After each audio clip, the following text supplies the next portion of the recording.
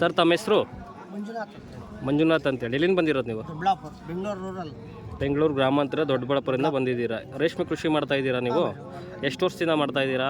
ನಾವೊಂದು 12 years, 12 ವರ್ಷದಿಂದ ರೇಷ್ಮೆ ಕೃಷಿ ಮಾಡ್ತಾ ಇದ್ದೀರಾ. ರೇಷ್ಮೆ ಕೃಷಿಲಿ ನಿಮ್ಗೆ ಎದುರಾಗುವಂತಹ ಸವಾಲುಗಳೇನು, ಸಮಸ್ಯೆ ಏನು? ಸಮಸ್ಯೆ ಅಂದರೆ ಕೆಲವೊಂದು ಸೀಸನಲ್ಲಿ ಸುಳಿ ಹುಳ ಬಿಡ್ತದೆ, ಟ್ರಿಪ್ಸು ಮೈಲ್ಸ್ ಬಿಡ್ತದೆ, ಕೀಟ ಬಾಧೆನೇ ನಮಗೆ ಜಾಸ್ತಿ ಇದು ಸಮಸ್ಯೆ ಆಗ್ತಾ ಇದೆ. ಅದರಿಂದ ಲೋಕಲ್ ಅಲ್ಲಿ ಕೃಷಿ ಇಲಾಖೆಯಿಂದ ನಮಗೆ ಏನು ಸಲಕರಣೆಗಳು, ರೇಷ್ಮೆ ಹುಳಿಗೆ ಪೌಡ್ರು ಇರ್ಬೋದು, ಬ್ಲೀಚಿಂಗ್ ಮನೆ ವಾಶ್ ಮಾಡೋದಕ್ಕೆ ಎಲ್ಲ ಸೌಲಭ್ಯ ಇದೆ. ಆಮೇಲೆ ನಾವು ಪ್ಲ್ಯಾಂಟ್ ಡೆವಲಪ್ಮೆಂಟ್ಸ್ಗೆ ಎಲ್ಲ ಇದಿದೆ.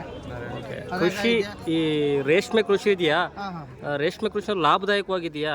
ಲಾಭದಾಯಕವಾಗಿದೆ. ಎಷ್ಟು ಮಟ್ಟಿಗಿದೆ ಲಾಭದಾಯಕವಾಗಿ? ಎಷ್ಟು ಬಂಡವಾಳ ಹಾಕ್ತೀರಿ, ಎಷ್ಟು ಲಾಭ ಬರ್ಬೋದು, ನಿರೀಕ್ಷೆ ಮಾಡ್ಬೋದು ನೀವು? ಸರ್, ನಾವು ಒಂದು 100 ಮಟ್ಟಿಗೆ ಒಂದು 25,000 ನಮ್ಗೆ ಖರ್ಚು ಬಂದರೆ ಈಗಲ ರೇಟಲ್ಲಿ ನಮಗೆ ಒಂದು 75,000 ರೂಪಾಯಿ ಆದಾಯ ಇದೆ. 25,000 ರೂಪಾಯಿ ಬಂಡವಾಳ ಹಾಕಿದ್ರೆ ನಿಮಗೆ 75,000 ರೂಪಾಯಿ ಲಾಭ ಬರುತ್ತಾ? ಬೆಳೆ ಚೆನ್ನಾಗಿ ಬಂದರೆ. ಹಾಂ ಹಾಂ, ಓಕೆ. ಈಗ ವಿದೇಶಿಗಳಿಂದ ಆಮದು ಮಾಡ್ಕೊಳ್ತಾರಲ್ವ ರೇಷ್ಮೆ ಗೂಡುಗಳನ್ನ, ಅದರಿಂದ ಏನು ಸಮಸ್ಯೆ ಆಗುತ್ತೆ ನಿಮ್ಗೆ? ಯಾವ ಥರ ಹೊಡೆತ ಬೀಳ್ತಾ ಇದೆ?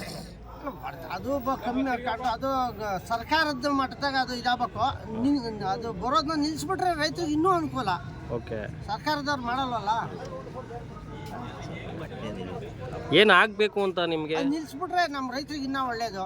ಹಾಂ, ಅದನ್ನು ಹೊರತುಪಡಿಸಿ ಸ್ವಲ್ಪ ಜಾಸ್ತಿ ಆಗುತ್ತೆ. ಇನ್ನು ಇಲ್ಲಿನ ಬೇಡಿಕೆ ಜಾಸ್ತಿ ಆಗುತ್ತೆ, ನಮ್ಗೆ ರೈತರಿಗೆ ಆದಾಯನೂ ಬರುತ್ತೆ.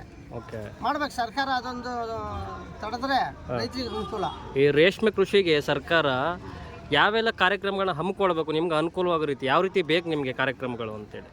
ಕಾರ್ಯಕ್ರಮಗಳು ನಮ್ಗಿನ್ನೂ ಸವಲತ್ತುಗಳು ರೈತರಿಗೆ ಇನ್ನೂ ರೇಷ್ಮೆ ಮನೆ ಇದಕ್ಕೆ ಏನು ಇದು ಕೊಡ್ತಾರೆ ಅವೆಲ್ಲ. ಇವಾಗ ಎಲ್ಲ ಒಂದು 3 lakhs to 250 ಹಿಂಗೆ ಐತೆ.